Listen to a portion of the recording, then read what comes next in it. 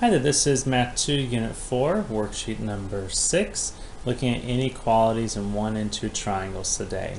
And first we're going to begin by listing the sides and angles in order from smallest to largest. Alright, so let's take a look first of all at this one here, but we're given the angles. So our smallest angle here is angle C, followed by A, followed by B, because I'm at 51, 62, 67, right? So because that's the way that is, now let's take a look here. If I take this angle measurement and I draw a little line this way, that is my shortest angle, and smallest angle will be opposite of my shortest side. So my shortest side is this length here, AB. That's my short side. My next length, that was my medium-sized angle was 62. So my medium-sized side will be this one here, which is BC. And then my longest side will be across from angle B over here, which is AC. So it helps sometimes to figure out those angle measurements first. Over here, my smallest angle is 32, which is Z, which would make my smallest side the one across from 32, which is XY, there. My next angle measurement is going to be X, and the length across from X is right here, which is YZ. And then my largest one is Y, and what's across from Y? XZ. And that's the idea for if you have angle measurements there, like so. If I'm just given the sides, okay, my smallest is going to be RT. And I can do the same thing. That's my shortest side. So what's my smallest angle?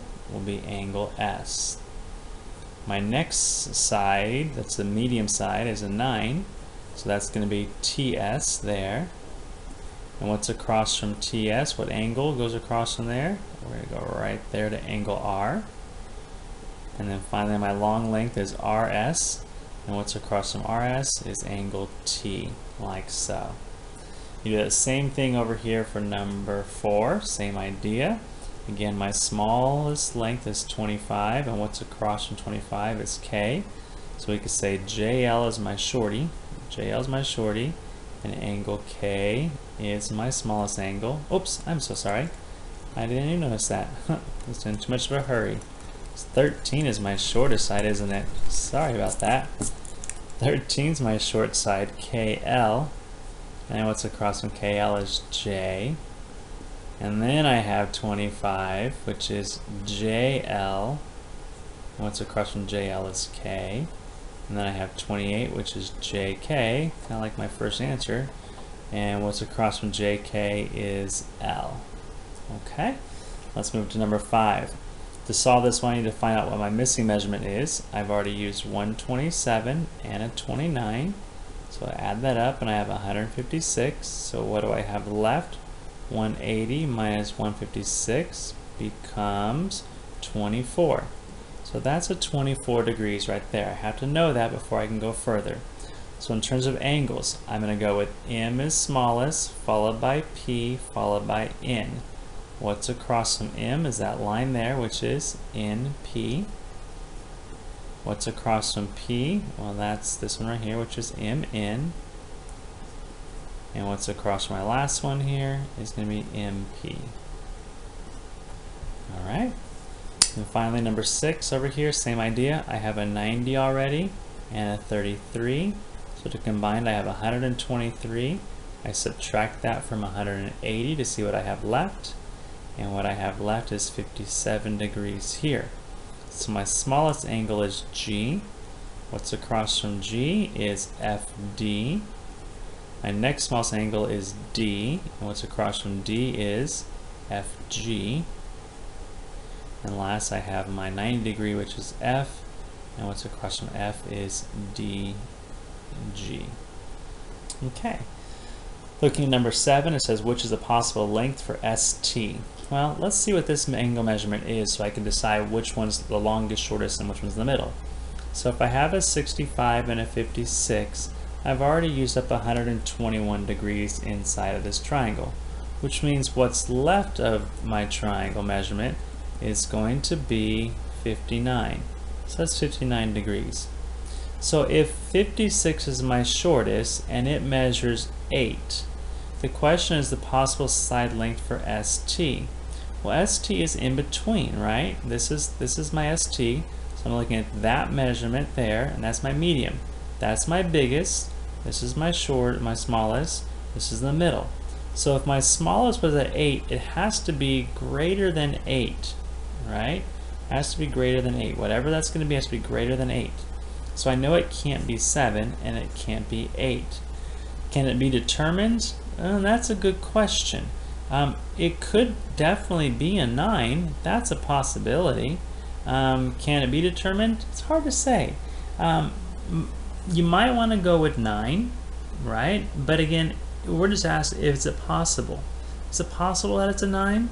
It's possible. So you might want to say that it's possible there. I'd check with your teacher there to say, how would you for sure know what it could be? And see what they say. I don't know. See what they say. Next up, is it possible to construct a triangle with the given side lengths? If not, explain why. Okay, in this segment here, we talked about in class, hopefully, was that the sum of two of the lengths have to be greater than what's left, right? So two angles has to be a greater sum than the one, or sorry, two lengths have to be greater than the one length. Not necessarily angles, but two have to be greater than one. Okay, the sum of two have to be greater than one. So in this case here, 6 plus 7 is 13. Is 13 greater than the 11, the long length there? Yes, it is, so that would work. Okay, look at our long length there, 9. Is 3 plus 6 greater than 9? Nope, it's actually equal to 9. So because it's equal, it's not going to work. Over here are my two short lengths, 28, 34, and I have a 39. So 28 plus 34 is going to be equal to 62. Combined, is that still greater than 39? Yes, it is, so you can have a triangle there. That can work. Over here, 35 plus 120 is 155. Is that greater than 125? Yes, it is, so you can have a triangle in that situation right there. Okay, and that's how you can tell those things are going to be accurate or not. For number 12, I'd like you do this there. You have to do some conversions, but the same idea. You want to decide, will this work here? Notice that they've put things in feet and yards, so I'm going to let you play with that a little bit. I can tell you right now, looking at this one, 11 and 16, that's going to be 27. That's equal to 27. They have to be greater than, so we already can tell you right now that C is not going to work. The other ones though, you have feet and inches, feet and yards, feet and yards. You'll have to figure that out on your own. I'm going to move on. Okay, describe the possible lengths of the third side of the triangle given the lengths of the other sides. This is a real simple way of doing this here. You want to think what's the smallest that it could be and also what's the largest it could be. To do that here, I take my two values, 12 and 5, and I think, well, what is 12 minus 5? 12 minus 5 is going to be 7. So the shortest length I could have would be 7 inches in this case here. The largest length though is going to be 12 plus 5, which is 17. So I take these values and I subtract to get one, and then I add to get the other. And my value has to be somewhere in between those in order to get a possible third length. Same is true here. I'm going to do 4 and 3. Well, 4 minus 3 is what? 1 meter.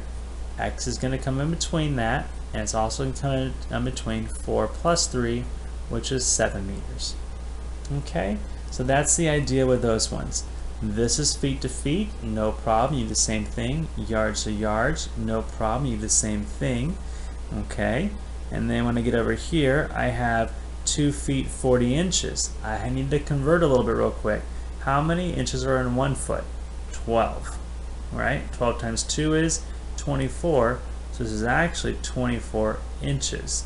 So once I know that, I can then do the same idea for this one. I'll let you do those ones on your own because the same idea. I will look at number 18 with you because it's a little different. When I look here, 25 and 25 is going to be, when I do minus 25 minus 25, I get 0. Alright, and then I have x in between, and 25 plus 25 is 50. So it has to be somewhere between 0 and 50. kind of a weird one. How do you get 0, 50? Maybe something that's just over 0. It can't be absolutely nothing, or else it won't work. So maybe you can have a 0.1. Really small is the idea. For number 19, 20, and 21, these are great little questions, and you need to get used to them. You'll see ones like this on your test as well coming up. So let's take a look at number 19. It's a great question, one that could trip you up a little bit if you're not careful. Can I get a little closer there? I think I can. Okay, number 19. Here what we have two triangles, and it's a shape with two triangles in it, okay? We talked before about taking we're looking for the shortest length. If we found our smallest angle and we drew that line, that would tell us the smallest side, normally, right? But if you have two triangles that share a common side, you need to make sure it's the smallest line for both triangles. Here's what I mean. Look at this first triangle here. And I'm going to go ahead and use my ruler and kind of block off that part so we can't really see it for now, okay? This is an isosceles triangle. That's a 30 degrees, which means that my bases are going to be combined with what's left. I have 150 degrees left total, so 150 divided by 2 is going to be 75 degrees. So this measurement here is 75, and this measurement here is 75. So in this triangle, the smallest length would indeed be that one right there, QR. We would say, oh, that's the smallest, that's my answer. But it's sharing a length with this one right here, isn't it? So when you look at this one, you have to decide, is that the smallest one of this triangle? Because that's 40 and that's 90, I know that 90 plus 40 is 130.